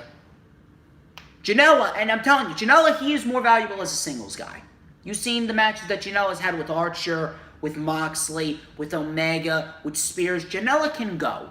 I know how good Janela is. This is not what Janela is supposed to be. Janela is supposed to be a TNT Championship title contender. I don't understand why he is wrestling against tag team competitors alongside Sonny Kiss. It's ridiculous. The match was terrible. Thank God Miro and Kip Sabian won. We then had Eddie Kingston coming out. Now, this promo really made up for the shitty opening match that we got. So, Eddie Kingston came out, and he was actually scheduled to face Jon Moxley in the main event for the AEW World Championship. Now, this is great right here. And they actually played up the all-out casino battle royal incident where he was never eliminated. He said that he was never eliminated all out. That's why he deserves this shot, and 18 years says he deserves this shot. He said that him and John were once said to be cut from the same cloth until John went to the land of sports entertainers. He didn't. He didn't sell out. He didn't sell his soul to the devil. He said, I'm calling out the entertainer himself. I want to call out Mr. Jon Moxley. So Moxley came out, and the refs and officials tried to separate them going into commercial. What's up? How you doing, Sarbri Arid? I believe that's how you pronounce your name. Please hit that like button. I am not too good with names, so I apologize if I got that name wrong.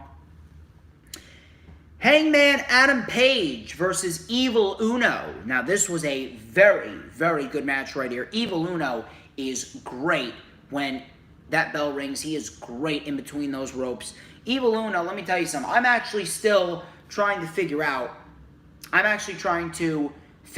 why Evil Uno and Stu Grayson didn't win the tag team titles. I fucking love FTR, but Dark Order should have won the tag team titles. Just pointing it out there. So, Kenny joined commentary again. For Hangman Page's match. Page was in firm control. We had a big plancha over the top. Evil Uno then regained control. Page got caught with a punt kick and a beautiful swanton bomb for the 1, 2, but not the 3. Then we had a buckshot lariat after a pop-up powerbomb by Page, and Page wins again. They are slowly building up Page, I see, and I can tell you that whoever takes the title off of Jon Moxley, it's either going to be Archer, it's either going to be MJF, one of those two. Whoever takes the title off of Moxley, Hangman Page is your next world champion. Plain and simple there. So, Tony, he talked to Matt Jackson. Matt said that they were out of line, and he says that they lost a lot, and they can, and I'm sure a lot of people can relate to that. They lost friends, they lost title opportunities, and then Tony was asked by Matt, hey, can I see your phone? Can I see your phone? And then he smashed his phone against a wall. He smashed his phone against the wall. Archer will be back in time for the title match, don't worry. So he smashed Tony's phone against a wall, and then he just tossed him some dollars. He's like, here, buy yourself an upgrade. I absolutely love what they're doing with the heel Young Bucks. This is probably the best that the Young Bucks have looked right now. And they're great baby faces, don't get me wrong. They're great fucking baby faces. But right now, what they're doing with the Young Bucks and how they're just having them act like pricks, this is some great fucking shit right here. It really is. So then we had Orange Cassidy versus Brody Lee for the TNT Championship. Cassidy tried for the light shin kicks, but Brody with the stiff thrust kick. Brody was having none of the light shin kicks from Mr. Cassidy. So Cassidy was caught by the Dark Order, and then Lee with a big suicide dive taking out everyone. Lee with a big spinning side slam for a 2 going into commercial. Cassidy still remained alive. We had Cassidy going limp every time Brody was going for the discus lariat, and he was getting frustrated. Cassidy was getting frustrated. Oh, no, Brody was getting frustrated, excuse me. Brody was getting frustrated. We then had a big stun dog millionaire by Orange Cassidy and a diving DDT to Brody, a big beat PK, and a second PK, but Brody popped up. Big satellite DDT and an air raid crash. Yes, Cassidy was able to get Brody Lee up. He got the big man up for the air raid crash for a close 2 count. Orange punch to Silver, big power bomb and a discus lariat for the win. And Orange Cassidy is defeated by Brody Lee. Very good TNT Championship match right here. And what a shocker. A challenger for a title that makes sense. A challenger for a title that's legitimate. Orange Cassidy's been on a 5-match winning streak. He beat Chris Jericho twice. That certainly constitutes as a TNT Championship title shot now, doesn't it? Maybe WWE should try that.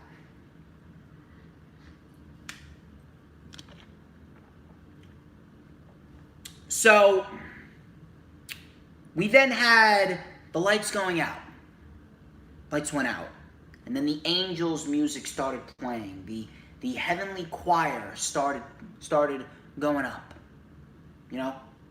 And then smoke was around, the lights were flickering on and off, and then you hear wrestling has more than one royal family. And boom. Cody came back.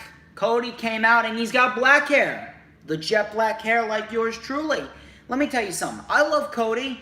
I've always respected Cody, but the blonde hair, it kind of made him look like he came straight out of a fucking boy band, if I'm going to be quite honest with you. I much prefer Cody with the black hair, to be quite honest with you. So he took out the Dark Order. He locked in the figure 4 on number 5, and that was pretty much that. Cody is back after a month of being taken out by Brody Lee. Brody was then in the back. He cut an excellent fucking promo saying that you allow your wife to post. Nothing's wrong with blonde hair. When it comes to Cody, I just look at Cody. I don't see him as being good looking with the blonde hair. I think he looks more menacing, and he looks more focused, and he looks more legitimate with black hair. That's just for Cody, of course. Please don't fight. I want this face to be intact, please. So Brody cut an excellent promo saying that you allow your wife to go on Instagram and post thirst traps while calling me daddy. How dare you have the audacity to come back and do that? You have 1 week to answer. Are you a man or are you a coward? So that should be very, very interesting there. We then had Matt Hardy in Private Party coming out. He said that someone attacked him last week. Hardy said he had a couple of conversations with a couple of people. He called out Jericho as his prime suspect. And he says that you may be known as the demo god now, but you will always be known as an asshole. So Jericho and the Inner Circle, they came out. He says nobody knows when Sammy's coming back, but he says that he lied. And Sammy Guevara, he came out and he was hugging Jericho. He was high-fiving his Inner Circle members. So Sammy was obviously happy to be back. He says that people know how much of a son of a bitch he is, which is why he is the demo god. He says that he didn't hit Matt last week, but he'll hit him now. So Quinn tried to calm Matt down. Cassidy then stepped in and says he has this, and he challenged Jericho to a one-on-one match next week. He says he'll make Jericho his Le Champion bitch. So we got Cassidy versus Jericho next week. I'm actually very much looking forward to that. Very much looking forward to seeing what Cassidy and Jericho do between those ropes. I know that they are two great professional wrestlers. I mean, anything Jericho does is golden. And Cassidy, he's an up-and-comer, 22 years old. He's a baby. He's a baby. He's only like a year older than me. He's definitely got a bright future ahead of him. I'm telling you. So FTR and Tully Blanchard came out, and they were out saying that next week they're going to face SCU, and they're going to get their 20-minute brush with greatness. So he says that the Best Friends were in a glorified backyard wrestling match until the Best Friends came out. And Trent said, yo, let's do this challenge right now. But Cash said, no, we can't. We can't because, you were just in a backlot brawl. So you're not 100%. Said top guys out. Chuck Taylor then called them weenies. So obviously that was pretty funny right there. And the Best Friends hug it out at the end of the segment. Obviously that is going to be the first tag team title match for FTR. I don't mind it whatsoever. I think that this is a great way to ease FTR into their tag team championship title reign. And that is pretty much that. We had Thunder Rosa and Hikaru Shida versus Ivelisse and Diamante. Decent women's tag team championship match right here, nothing too crazy.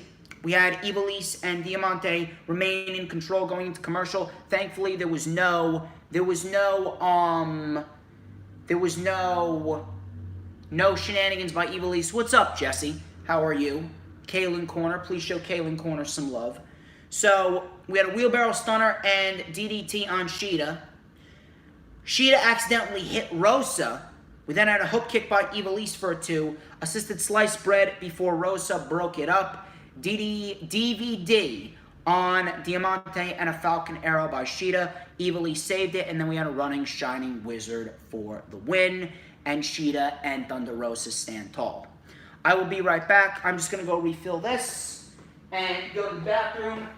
Keep the chat rolling, ladies and gents.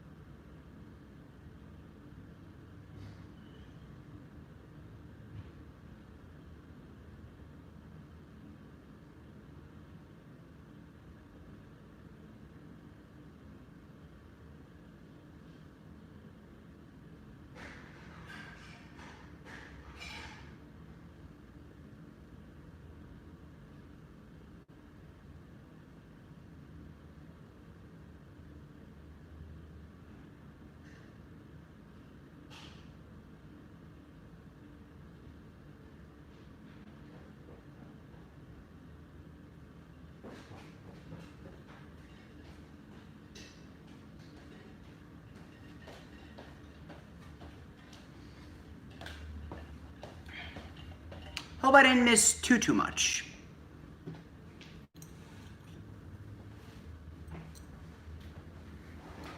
Oh my God, be quiet. Be quiet, you.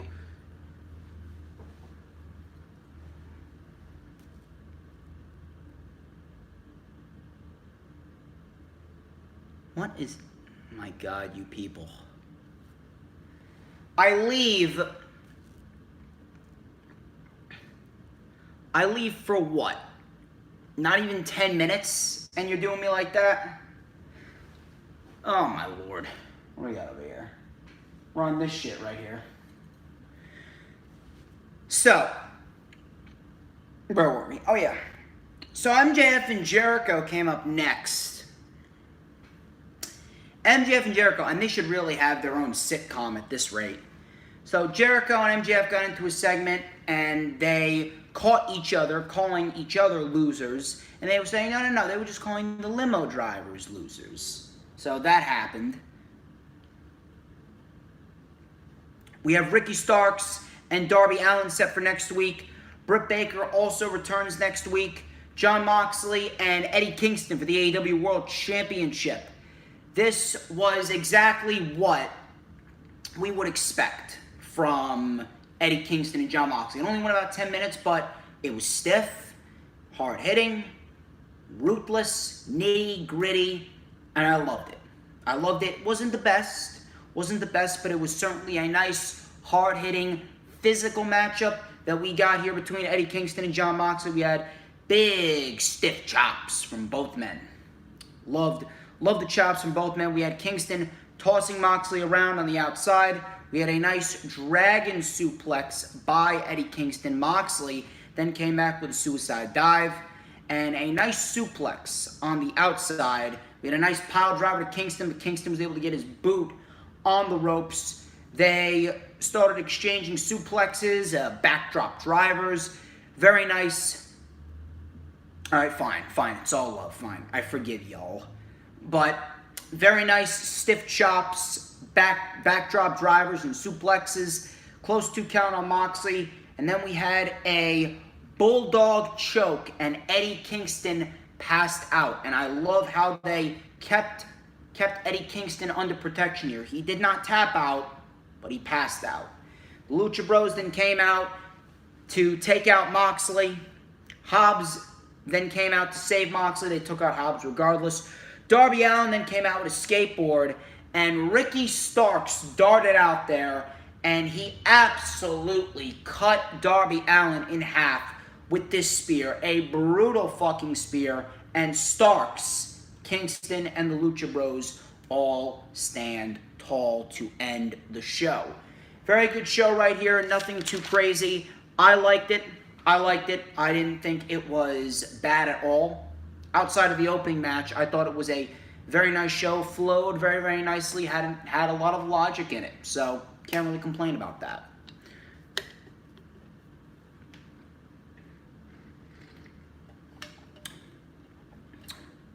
We had a women's #1 contenders battle royal.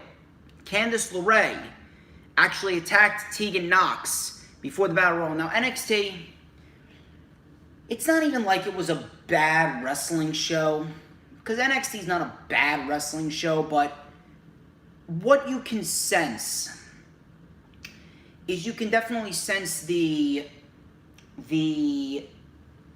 fact that they've started to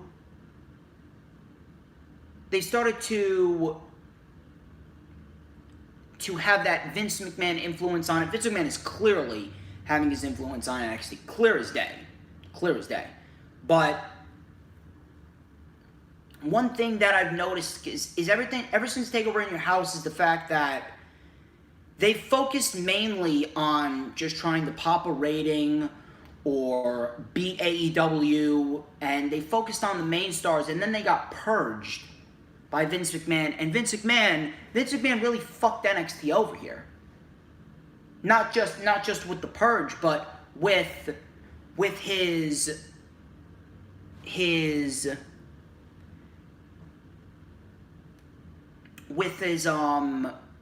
his obsession to try and counter-program All Elite Wrestling. And it really does suck. What's up, Drew on the Beat? It really does suck. It really does suck. I really don't know how to explain it because of the simple fact that we've had so many great NXT shows, even before WrestleMania. Even before WrestleMania. And then I take a look at what they're doing now and how they focused on the main stars, and they've done the Great American Bash and these double championship matches. They fast-tracked Karrion Kross to the NXT Championship, and then he got injured. And then now he's you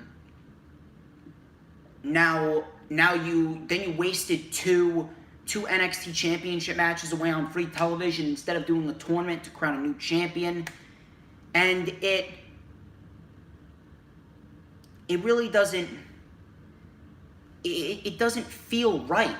It really doesn't feel right. This takeover, Adam Cole should realistically still be the NXT champion, and we should be talking about Keith Lee versus Adam Cole at this takeover for the NXT championship. Damian Priest, I mean, just take a look at Damian Priest. Damian Priest is facing Johnny Gargano, and Johnny Gargano has done nothing. Johnny Gargano's done nothing to earn an NXT North American Championship ladder match because he was involved in that ladder match at TakeOver 30, and then he hasn't had a match since then. Damian Priest and his North American Championship title reign, it's really dangerously starting to look like Drew McIntyre's WWE Championship reign. It's going to have some great matches. But it's littered with illegitimate challengers. Like Timothy Thatcher, he was in the Gauntlet Eliminator. In no way, shape, or form should Timothy Thatcher have been in the Gauntlet Eliminator. He didn't win jack shit. He just lost an NXT North American Championship match against Damian Priest, and here he is getting a match, possibly at the NXT Championship.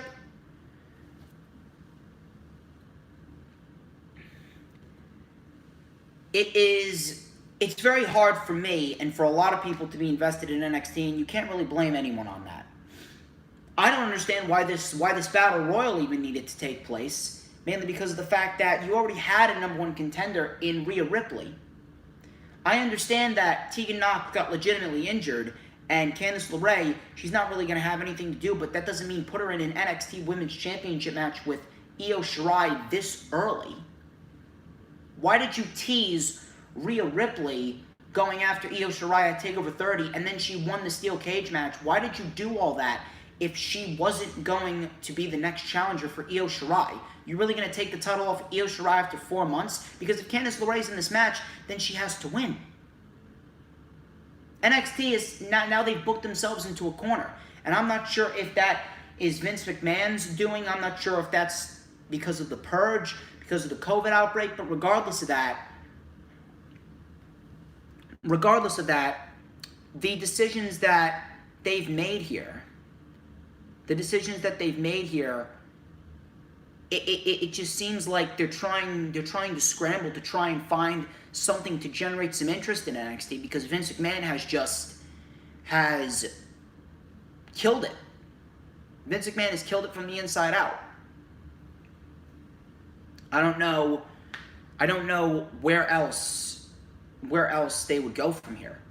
I mean, I hope that we're going to get a great takeover, and I do believe that we will get a great takeover. But if we're going to talk about the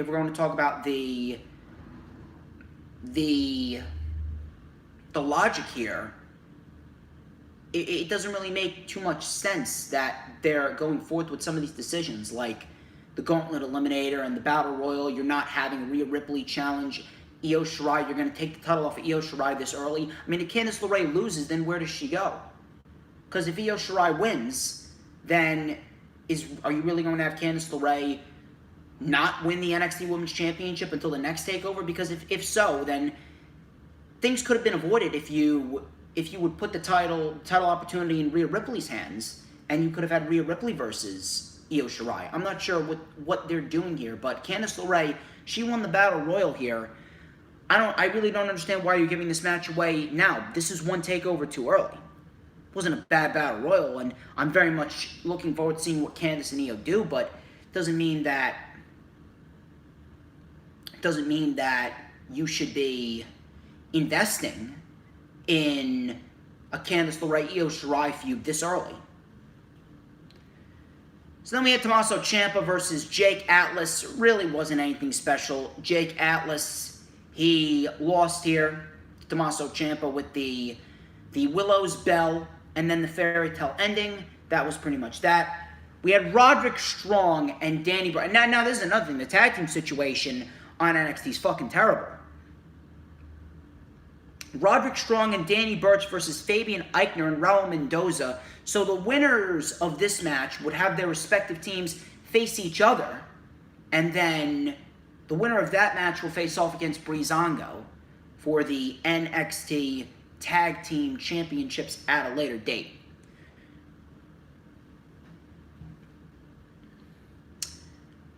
I don't know what they're doing with the tag team situation. Matter of fact, the tag team scenario in NXT, it sucked all year. It's really sucked all year. I do hope that they come back strong.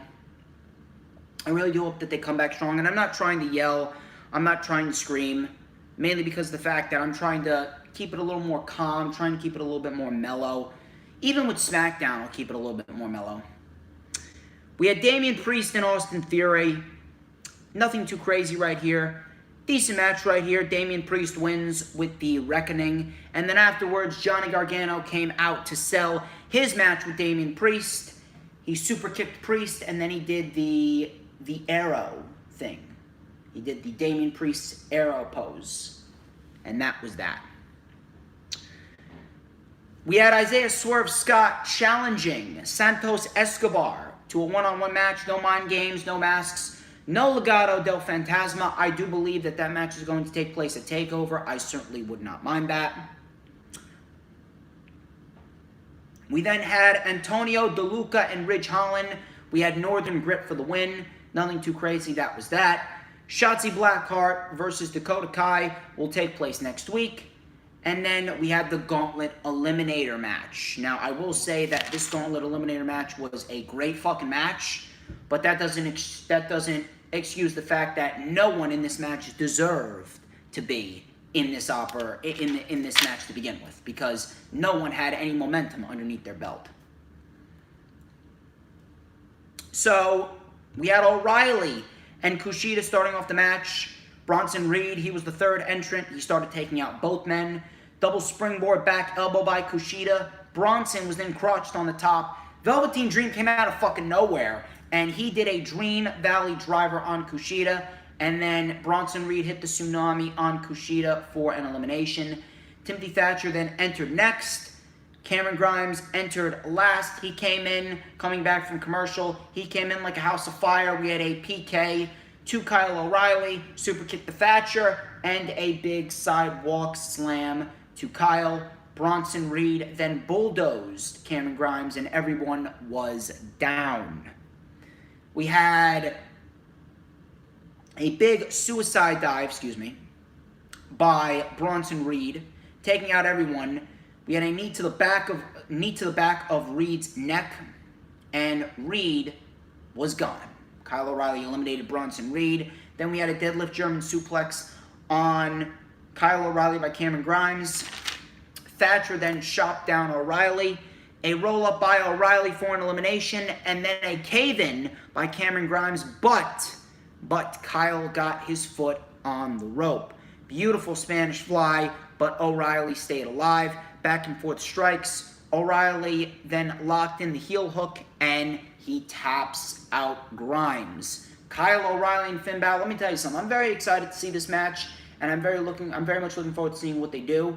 But in no way, shape, or form does Kyle O'Reilly deserve this opportunity. He's really done nothing, but this was WWE's way to kind of shill you into thinking that Kyle O'Reilly has any legitimacy in challenging for the championship because, he beat 3 men in a row. He pinned Bronson Reed, he pinned Timothy Thatcher, and he tapped out Cameron Grimes. So that was their way of trying to shill you that Kyle O'Reilly deserves this opportunity. Decent episode of NXT. It wasn't bad in terms of pro wrestling, but all in all, they really need to get their shit together. I'm not really sure what they're doing. I understand that a lot of you want to get the hell out of here. Trust me. We got 2 more shows. If you want to, if anyone wants me to just spring through these shows, spring through the next 2 shows, I can, because I can sense that a lot of you want to get out of here, and a lot of you don't really want want to waste too much time. I'm kind of going a little mellow myself. Just let me know. So we had NXT UK, which is actually very good. This was actually better than NXT itself. We had Walter and Saxon Huxley. Walter, he looks great. Great to see Walter back. Saxon Huxley, he came in like a house of fire. He actually slammed Walter, but he got chopped, German suplex, butterfly suplexed, and powerbombed for his troubles, and Walter wins. Of course he was going to win. Sid Scala was in the ring with the Heritage Cup participants. So we said that Pete Dunne was brought out, and he begins to draw. We had Joseph Connors. He's going to face Dave Mastiff. We had a wild card entrant who will be determined next week. He's going to face off against Trent Seven. Webster will face A-Kid, and Noam Dar will face Alexander Wolf. Dunne then stopped Dar from taking a cheap shot at Wolf, and he snapped his fingers. So the matches will begin next week. We had The Hunt versus Pretty Deadly. It's actually a decent tag team match right here. I actually thought that The Hunt were going to win, but they ended up giving Pretty Deadly the win. They ended up giving Sam Stoker and Lewis Howley the win. I actually have no problem with that. Dar and Wolf will take place next week with Pete Dunne as the special guest referee. And then we have a triple threat match next week where the winner will take the wild card entrance spot. Piper Niven versus Kaylee Ray for the NXT UK Women's Championship.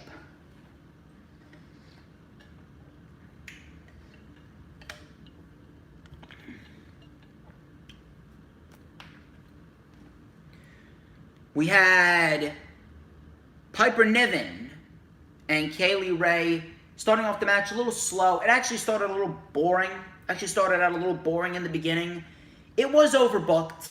It was a little overbooked, but it was a fairly good match. Not great, but it was a good match. Good match. And Kaylee Ray, she continues her NXT UK Women's Championship title reign. And I had a feeling that this was going to happen, mainly because Piper Niven, I feel as though she's in the wrong place at the wrong time. And we are going to see Eva Valkyrie take the title off of Kaylee Ray. And that's going to be at TakeOver Dublin, I believe. So, Niven with a hip toss to Kaylee Ray over the top. We had a super kick by Kaylee Ray and a swinging DDT on the floor. Ray then sent Niven into the steps. She went for a running knee, but she accidentally kneed the steps. Ray then was being taken to the back by the refs. And Piper Niven kind of showed a little sympathy, but Ray slapped Niven and said, "No, you ain't taking this championship from me. You're never taking the title." So Niven then snapped. Niven then locked in a Boston Crab on the injured knee. Ray was able to get to the ropes, big super kick to Piper, and a senton on the knees of Piper. She was slightly off center there, but Piper was able to kick out. We had a big seated senton by Piper for a 2 count, but Kaylee Ray was able to kick out. Ray then ripped the turnbuckle pad, the bottom turnbuckle pad, off. We had Niven trying to stay focused, and she ended up hitting the Vader bomb, but Ray got the knees up. That was after the Piper driver. Well, we had the Piper driver, the Michinoku driver, but Ray got her foot on the ropes. We had a Vader bomb by Piper, and then Ray got her knees up. Ray was clutching at her knees. She told the ref, no, I want to continue. Ray moved out of the way as Piper went for the cannonball, and Piper went back first into the exposed bottom turnbuckle, and Ray pinned Piper to retain. Fairly good match, slightly overbooked, but fairly good match, and I do believe that Eva Valkyrie will be the next challenger for Kaylee Ray.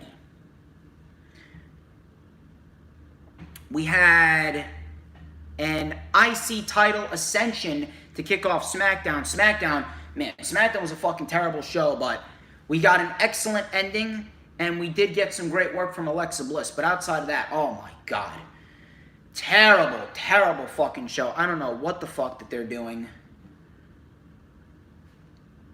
So, we had an IC title ascension ceremony to start off the show.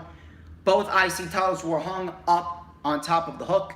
Sammy then tipped the ladder into Hardy and Styles. And then Adam Pearce came out and he made the match between Sammy and Hardy a triple threat match. So the match began, and you pretty much gave away your Clash of Champions match for the Intercontinental Championship 2 days before the actual event. So I'm not sure what the fuck you were doing there. Sammy ended up winning the match, obviously confirming that he is not winning the Intercontinental Championship. It is going to be Jeff Hardy retaining. Otis and Morrison actually got into a backstage brawl. I'm really just skimming through this shit because I really don't give a fuck. Miz said he'll leave Otis bankrupt. That was pretty much that. Bayley came out and she sat in a chair on a stage. She said that she doesn't have an ounce of time for Sasha, and she called Cross a fighter. She said that if she did what she did to her best friend, imagine what she's going to do to her. Then she picks up the chair and she says, you can only imagine what's going to happen next. Right, Sasha? So obviously still shoving it in Sasha's face, which is very, very good. Love what they're doing right there. Keep on doing that. Shove it in Sasha's face and then have Sasha come back and win the Royal Rumble. Grand Metalik versus Shinsuke Nakamura. How many times have we seen this? But of course, we're seeing this again here. Shinsuke Nakamura wins with a Kinshasa. Who the fuck cares? I didn't give a shit. And then afterwards, Lince Dorado then shoved Kalisto down. Matt Riddle and Baron Corbin was afterwards. They're definitely breaking up the Lucha House Party. No way that the Lucha House Party wins the tag team titles tomorrow night. No way. So, Matt Riddle versus Baron Corbin was next, and the match wasn't even bad. It wasn't even a bad match, but it really does go to show you that WWE really doesn't give a shit about Matt Riddle, and they gave their audience the middle finger with this match. Matt Riddle takes a loss with the end of days. I don't understand why Baron Corbin even needed to win here. At this rate, it really doesn't matter, because Matt Riddle is just like Keith Lee, completely fucking dead on the main roster. Bliss versus Evans was next. I barely even paid attention to this. Lights kept flickering on and off until the Fiend's lighting and music hit. Alexa Bliss snapped.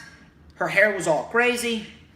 And she caused a DQ by repeatedly stomping against Lacey Evans. That was pretty much that.